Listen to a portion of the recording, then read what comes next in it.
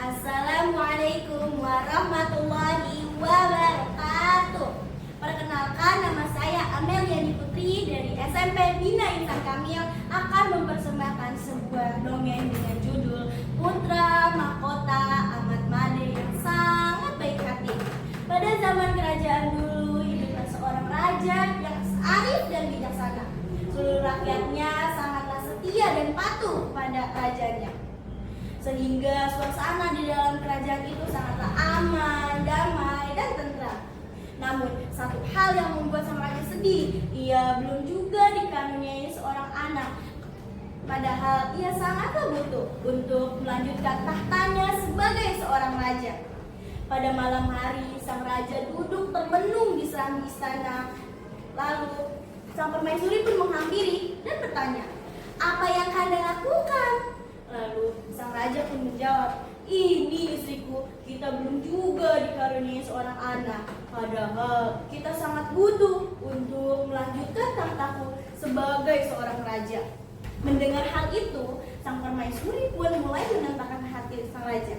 "Tidak apa, Kanda, kan kita sudah berusaha. Sekarang tugas kita hanyalah terus berdoa kepada Tuhan yang Maha Kuasa." Sejak saat itu mereka terus meminta kepada Tuhan yang Maha Kuasa, sehingga doa mereka pun terkabul. Sang permaisuri pun hamil.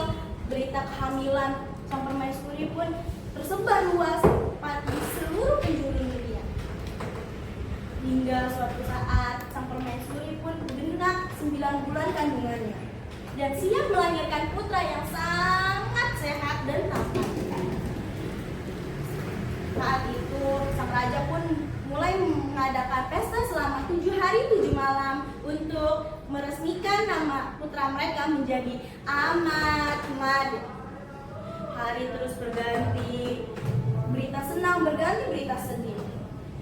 Sang raja yang sakit-sakitan, namun sang permaisuri pun mulai tetap setia dan meyakinkan bahwa suaminya pasti bisa melawan penyakit-penyakit tersebut. Namun kenyataan berkata lain. Sang raja pun tidak kuat menahan sakitnya dan ia pun pergi meninggal dunia. Seluruh rakyatnya ikut serta berkabung atas meninggalnya raja mereka yang sangat arif. Oleh karena Ahmad Made yang masih kecil dan belum bisa menjalankan perintah sebagai seorang raja, sementara tahta sebagai seorang raja dipegang oleh Pak Cik. Pak Cik memiliki sifat yang sangat licik. Ia terus berpikir berbagai cara untuk menyingkirkan Ahmad Made dan permaisuri dari istana menuju hutan yang sangat gelap gulita. Waktu terus berjalan, Ahmad Made tumbuh menjadi seorang anak kecil yang sangat riang dan suka sekali memancing. Saat suatu hari, dia pun memancing dan mendapatkan ikan yang sangat banyak. Permaisuri pun bingung bagaimana ia bisa menghabiskan ikan-ikan tersebut dan ia memiliki ide untuk menjual ikan-ikan tersebut ke dalam pasar. Saat di pasar, ia bertemu Pak Saudagar, sahabat suaminya semasa hidup dulu. Pak Saudagar pun bingung, "Mengapa engkau ada di sini, permaisuri?" Lalu permaisuri pun menjawab dan menceritakan semua kejadian yang telah ia alami. Mendengar hal itu, Pak Saudagar pun merasa kasihan dan membeli semua ikan-ikan jual permaisuri, serta mengajak permaisuri dan Ahmad Made untuk beristirahat di rumah mereka. Saat sampainya di rumah, Pak Saudagar pun memerintahkan sang istri untuk menghidangkan permaisuri dan Ahmad Made seekor ikan emas. Saat tengah memasak, sang istri pun terkejut. Ia mendapati suatu ikan yang sangat besar perutnya. Hingga suatu ia membelah. Saat suatu hari ia pun memancing dan mendapatkan ikan yang sangat banyak. Permaisuri pun bingung bagaimana ia bisa menghabiskan ikan-ikan tersebut dan ia memiliki ide untuk menjual ikan-ikan tersebut ke dalam pasar. Saat di pasar, ia bertemu Pak Saudagar, sahabat suaminya semasa hidup dulu. Pak Saudagar pun bingung, "Mengapa engkau ada di sini, permaisuri?" Lalu permaisuri pun menjawab dan menceritakan semua kejadian yang telah ia alami. Mendengar hal itu, saudagar pun merasa kasihan dan membeli semua ikan-ikan jual Permaisuri, serta mengajak Permaisuri dan Ahmad Made untuk beristirahat di rumah mereka. Saat sampainya di rumah, Pak Saudagar pun memerintahkan sang istri untuk menghidangkan Permaisuri dan Ahmad Made seekor ikan emas. Saat tengah memasak, sang istri pun terkejut. Ia mendapati suatu ikan yang sangat besar kulitnya. Hingga suatu ia membelah ikan tersebut. Alangkah terkejutnya dia mendapatkan sebongkah emas yang sangat banyak.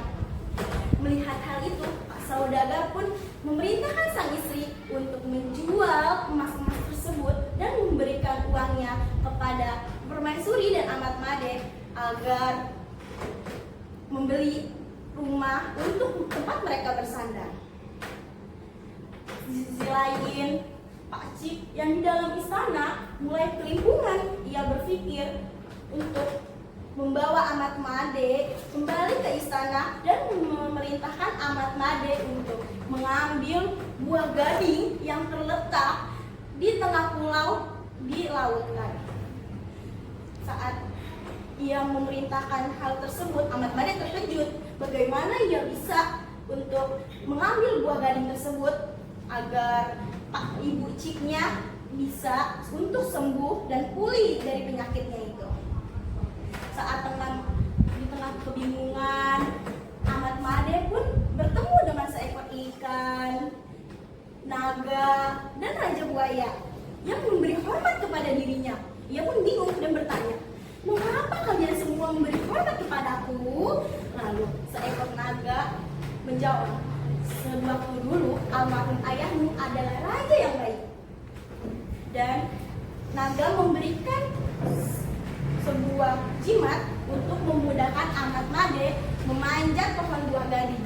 Di tengah kesulitan Ahmad Made untuk mengambil buah gading, ia mendengar seorang putri berkata dengan lembut, "Siapapun yang dapat memetik buah gading tersebut akan kujadikan suamiku." Setelah mengambil buah gading tersebut, Ahmad Made turun kembali dan ia terkejut mendapatkan putri yang sangat cantik. Dan ia bertanya, "Siapakah kau ini?" Lalu putri tersebut menjawab, "Aku adalah Putri Nawar Gading." Ia pun kembali terkejut melihat paras kecantikan Putri Nawar Gading. Ia membawa Putri Nawar Gading untuk pulang dan melaksanakan pesta pernikahan. Seusai pesta, Ahmad Made ditemani oleh ibunya dan Permaisuri, buah sekasih hatinya, pergi ke dalam istana untuk menyerahkan buah gading yang telah ia dapatkan dengan susah payah. Waktu terus berjalan, Pak Cip dengan sendirinya ia sadar akan kesalahannya dan kelakuannya itu sangatlah tidak mencerminkan seseorang yang sangat baik. Kemudian ia mengangkat kembali tahta Ahmad Made menjadi seorang raja. Sekian dari saya. Terima kasih sudah menyaksikan. Wassalamualaikum warahmatullahi wabarakatuh.